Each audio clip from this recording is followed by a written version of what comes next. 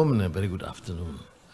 I'd like to know the presence of Honourable Jonathan Reynolds, Secretary of State for Business and Trade, the UK, fellow ministers, Sir Francis Yeo. I'm not used to that sir yet, but I think I would. Datuk Seri Yeo, Sok Hong, Excellencies, ladies and gentlemen. Of course, it's a rare honor for us to be here to support gigantic operations by homegrown Malaysian YTL. And incidentally, I was with the Prime Minister, Keith, this morning, and he made reference and appreciate the presence of Malaysian companies, their determination to continue to invest in the UK. Although my response is, I will persuade them to also return some of it back to Malaysia. but I think it is heartening to note that the extent of success of YTL in the UK operations have been it's certainly impressive and quite phenomenal. It's a wide range from sewerage to water, real estate, hotels, and of course the AI. The Centres of Excellence is of course in Malaysia, and I hope this would extend the collaboration between the two very friendly countries, the UK and Malaysia. In fact, I chose to express personally my appreciation to the UK Prime Minister because we were successful in entering into the CPTPP agreement, and it takes the serious political commitment on the part of the UK and Malaysia, focusing of course on economic fundamentals and the interests of both nations to promote free trade and investments. And it is precisely for this reason that the CPTPP, which is referred to a number of times earlier, would be a very critical vehicle to expand and facilitate this sort of flow of investments and trade between the two countries. Now, I recall when listening to this whole plan for Brabazon and in Bristol, to what was observed by Mark Twain when he first went to Washington, D.C. A successful, modern, impressive, industrial, but culturally barren. Now we hear what is more reassuring is that it is practical, it is modern, it is technologically savvy, it is AI, but it is also culturally vibrant. And only it takes probably YTL to have that strength, fortitude, to come with such an impressive feat. Now, back to Malaysia, we are fortunate to have a politically stable government after some years of hiatus.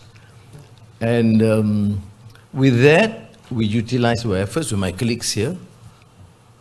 They all happen to be from UMNO.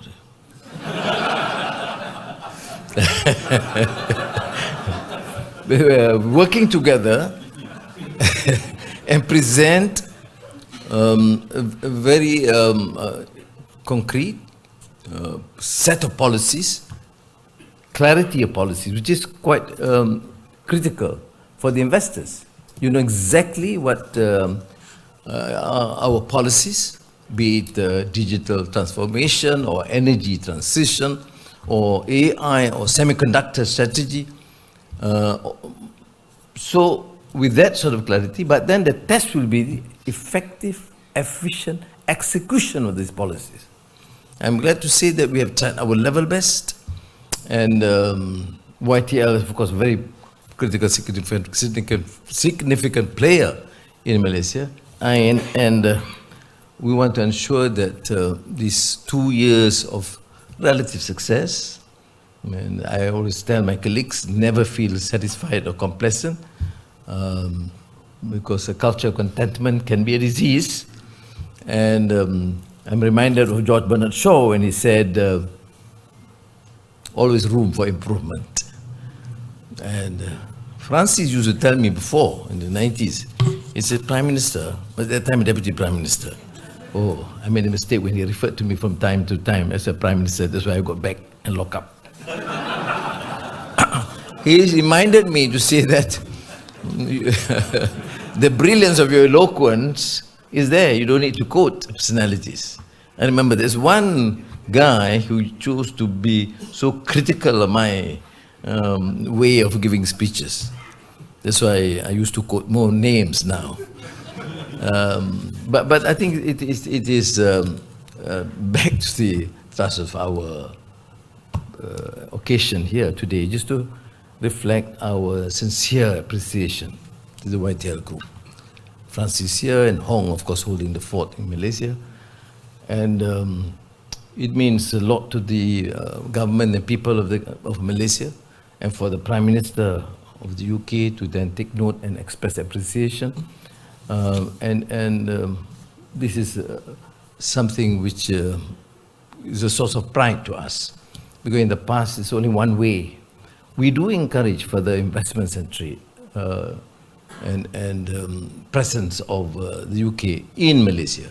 And I've assured the Prime Minister and the government of the UK that now the chairmanship of ASEAN can be utilized to work together with Malaysia and ASEAN as a base, because we have excellent relations with our neighbors. And I often reiterate this point, that ASEAN happens to be one of the most peaceful regions of the world and fastest growing economy. And with close to 700 million population, has that sort of attraction, which is quite unique and exemplary. So thank you again, YTL. I wish you the best. Probably we'll come again when things are all set